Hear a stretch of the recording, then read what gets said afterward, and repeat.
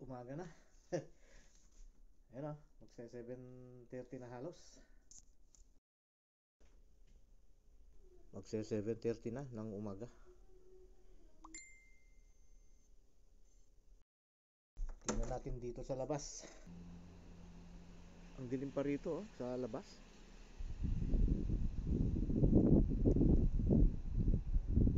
Past 7 na, madilim pa.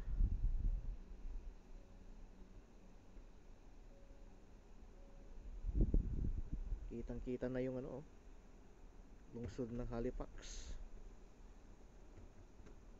Paubos na kasi yung mga dahon ng mga punong kahoy. Kasalukuyang naglalaglagan mga dahon ng mga punong kahoy.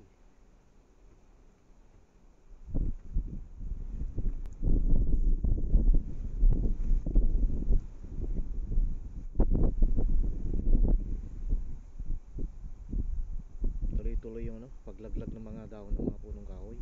Kaya pagka naubos yan, litaw na yung lungsod ng Halifax.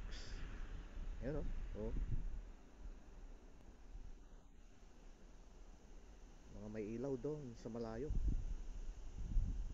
Yun ang lungsod ng Halifax. Sobrang hangin ang lakas. Tapos ang lamig-lamig.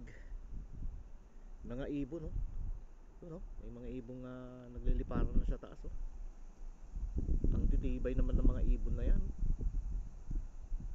Titibay sila sa sa lamig. Malamig na nga, mahangin pa. Talagang sobra. Maambon-ambon pa konti. Yan dinig na dinig yung ihip ng hangin ba.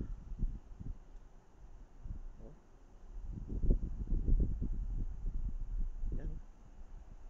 Talagang madilim pa ang labas o paligid. Yung mga tao papasok na sila sa kanilang mga gawain. Maagang lumalabas yung mga yan. Ganyan talaga. Sa lugar pagtrabahuan ay bago yung umpisa ng trabaho ay dapat subukan na rin natin yan. Naranasan na rin natin yan. Malakas ang hangin malakas. Parang may bagyo Ganyan yung galaw ng mga ulap Gising na naman ang hangin. Ang lakas.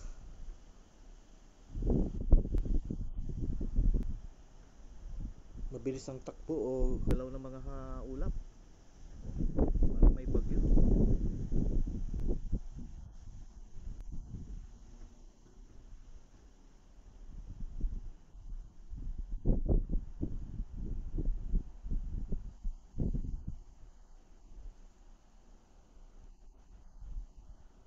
Mga sangat dahon ng mga puno naggagalawan na naman dahil sa lakas ng hangin ba. Ayan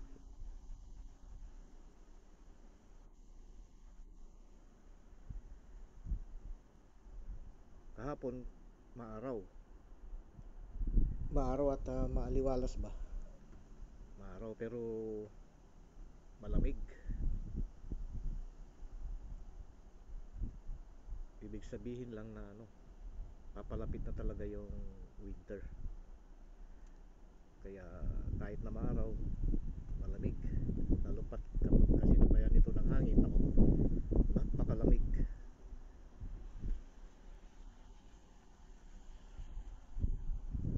Yan ang kaganapan ngayon dito.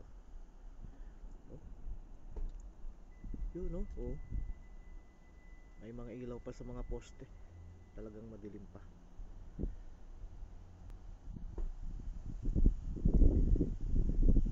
Dinig na tinig talaga yung ihip ng hangin, kalakas. Talagang napakaulap na umaga ng Tuesday ngayon. Hindi gaya kahapon. Umaga maliwalas. talagang kaulap-ulap. Kaya sinamantala namin. Lumabas kami. Subalit, kunting hakbang lang, nakalayo lang kami konti. Umuwi na kami kasi mahangin at saka malamig. Nanonood sa balat. Kaya na nakasweater na kami. Kaya yun, bumalik kami agad. Umuwi na kami. Hanggang dito na lang. Ingat. God bless. Bye bye.